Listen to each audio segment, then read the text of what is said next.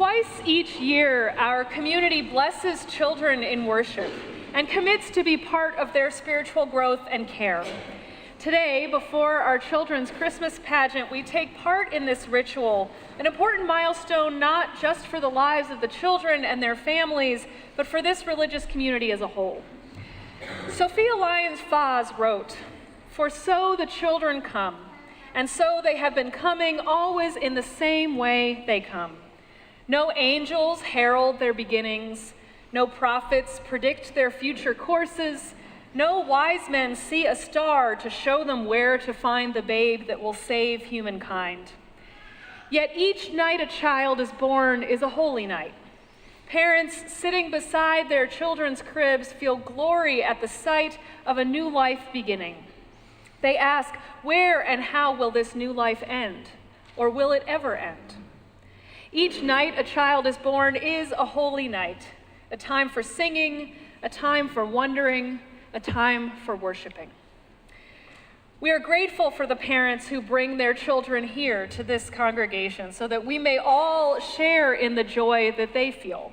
And we are blessed to have these children in our midst. And in gratitude for that blessing, we recognized our responsibility as a community imbued with love and care. A child comes to us out of the mystery, and while we might influence the child by our example and our teaching, a child's life unfolds in its own way.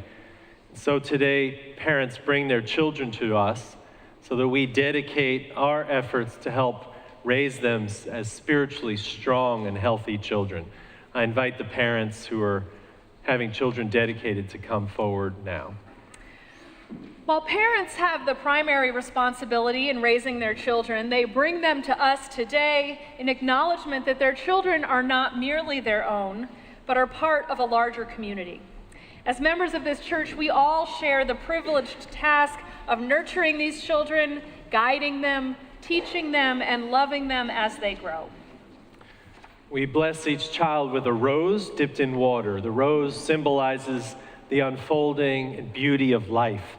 We have removed the thorns from the roses.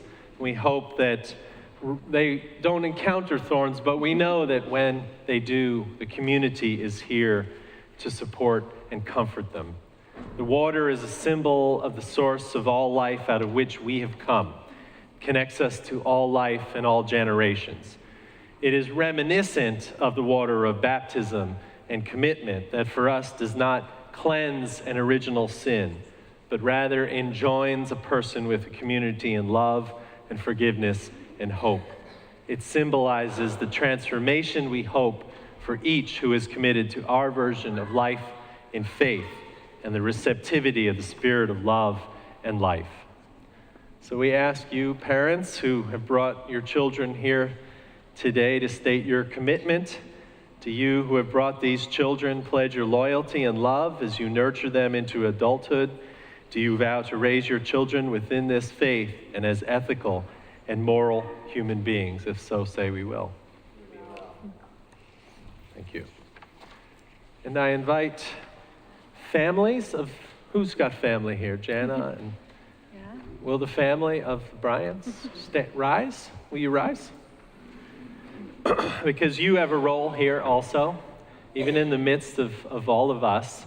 We ask you to help guide and support these children in all matters of the Spirit and be there when their parents' wisdom falls short. It happens.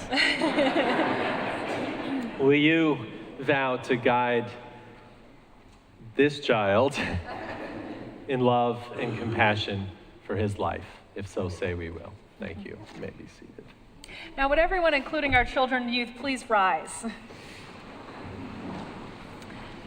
For years to come, these young lives up here will be part of our community of mutual caring, concern, responsibility, and affection.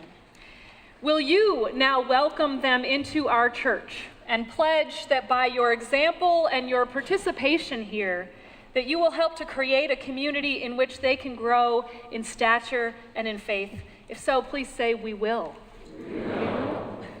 Please be seated.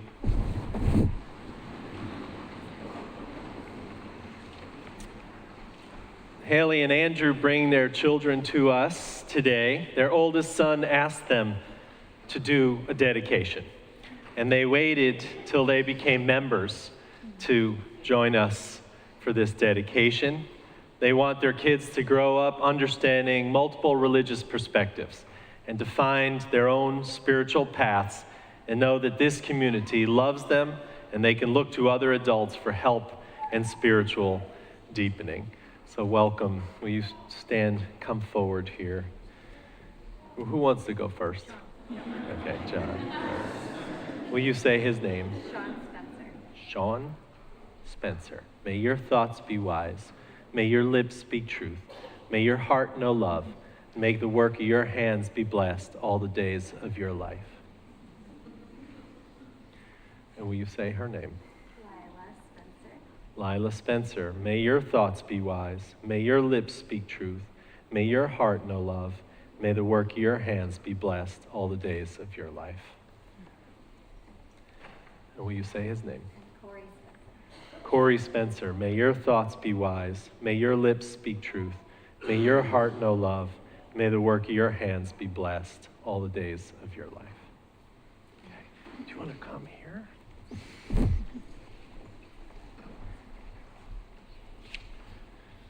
And Jana and Grant have been here before. We have dedicated both their children here. They have appreciated the way the church enriches their children's lives. They said to me, the church helps them support messages that they try to teach at home about kindness and compassion. They know that they can't do this alone, and the church is here to support them and help them. They want Otto also to see the good in everyone and have here a community of hope. And so will you say his full name? Otto Hendrick Smith. May your thoughts be wise. May your lips speak truth. May your heart know love. And may the work of your hands be blessed all the days of your life. You might see Otto again in a few moments. At the first service, I was told the baby Jesus was a method actor and I should only use the name of Jesus to talk. Apparently, that's not true for Otto. So. Yeah. Will you please now join in the congregational response? It's printed in your order of service in the insert. And if you're sitting near someone who doesn't have this, maybe share it with them. We speak to all of you children here today on our chancel when we say these words. May you grow to love that which is good. May you seek and attain that good. May you learn to be gentle and respect all creatures. May you be filled with the courage to challenge evil and the faith to lift up hope. May you endow those who you know with faith and hope. May you come to know that which is eternal. And may it abide with you always. Amen. Thank you. And as they're seated, let's greet each other and welcome each other to church.